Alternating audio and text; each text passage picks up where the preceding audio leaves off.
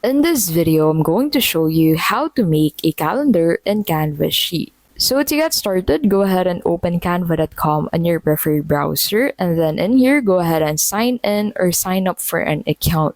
So you can go ahead and sign up to your account if you already have one. I would like to sign up with mine using my Google account.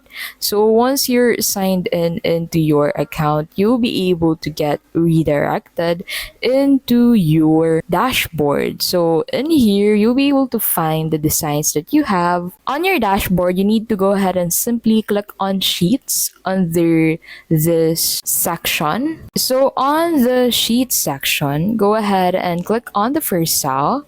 So click on it twice and then the tools will pop up above it. So click on Actions under the Tools section and then look for Magic Write in here. And then go ahead and enter this command on Magic Write, and then go ahead and click on Generate to be able to let Magic Write generate the calendar for you.